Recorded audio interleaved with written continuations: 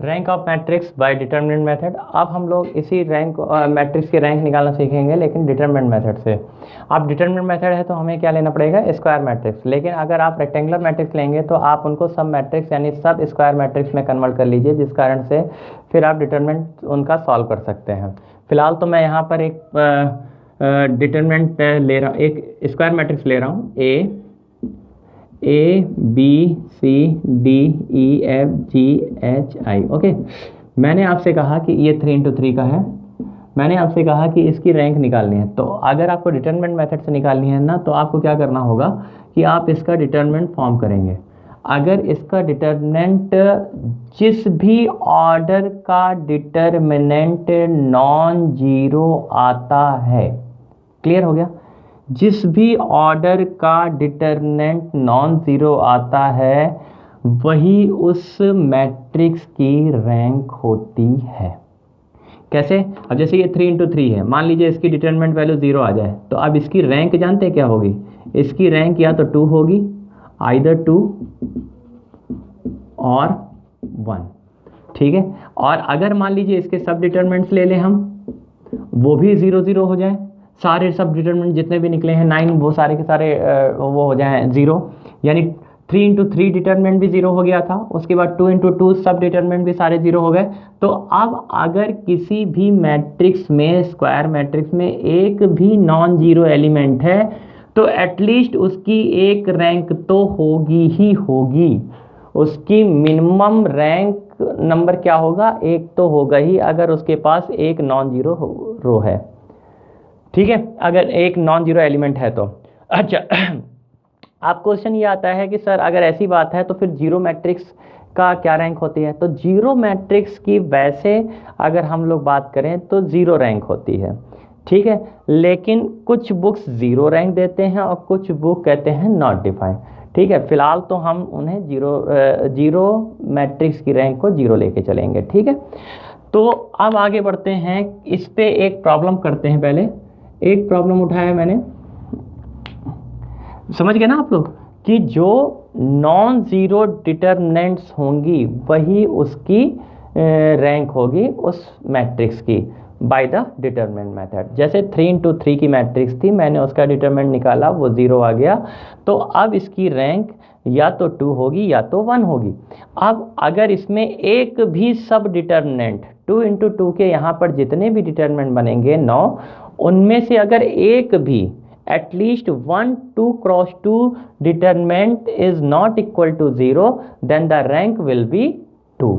और अगर मान लीजिए वो सब डिटरमिनेंट 2 cross 2 वाली भी 0 हो जाएं, सारी 3 cross 3 वाली भी 0 हैं, तो फिर कम से कम इसकी रैंक 1 ज़रूर होगी, क्योंकि इसमें हमारे पास नॉन जीरो कम से कम एक एलिमेंट वहाँ पर मौजूद है, ठीक है। तो अब मैं एक प्रॉब्लम उठाता हूँ। यहाँ पर प्रॉब्लम है, अच्छा, डिटरमिनेंट मेथड वाली जो प्रॉब्लम मतलब रैंक निकालने का केस है ना, उसको आप देखिए, जब आप rank of matrix bye matrix method यानी क्लेन मेथड से निकालें तो जब नंबर गिवन हो तब उस केस से निकालें। लेकिन जब अल्फ़ाबेटिकली हो, जैसे a square 1b b square 1c c square, तो अब वो कहता है कि आपको इसकी रैंक फाइंड आउट करनी है और केसेस देगा।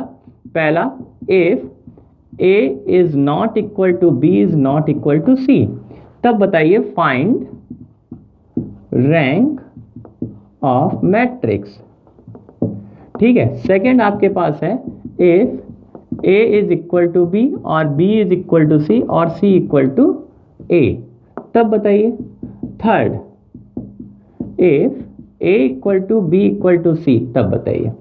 बस समझ में आ रही है? यानी ये 3 केस दे दिए ABCD के फॉर्म में और आपसे कह रहा find the rank of the matrix. तब आप ऐसे नंबरों पे ABCD के फॉर्म में अगर आपके पास कोई प्रॉब्लम दे रखी हो, तब आप, और स्क्वायर मैट्रिक्स में हो, स्क्वायर डिटरमिनेंट फॉर्म हो, तब आप डिटरमिनेंट मेथड यूज़ किया करिए, वो ज़्यादा ईजी बैठता है। कैसे?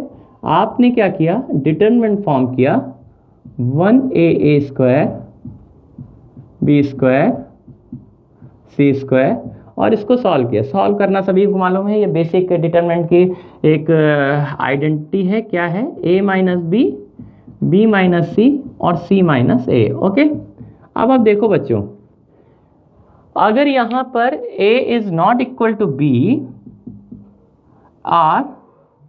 और नॉट इक्वल टू C, अगर A B के बराबर नहीं है, B C के बराबर नहीं है, तो A determinant not equal to 0, 0 कभी होगा नहीं। तो पहला केस जो है, फर्स्ट केस में ये हमेशा क्या रहेगा, उस फर्स्ट केस में A not equal to B not equal to C, then rank will be 3। भाई पहला ही वाला नॉन जीरो आ गया, तो इसलिए इसकी रैंक कितनी हो गई, 3 हो गई। यानी पहले वाले की रैंक कितनी आ गई आपकी, 3 आ गई। ओके, अब सेकेंड केस क्या कह रहा है कि अगर A इक्वल टू B है और B इक्वल टू C है और C इक्वल टू A, तो देखिए कोई भी दो केस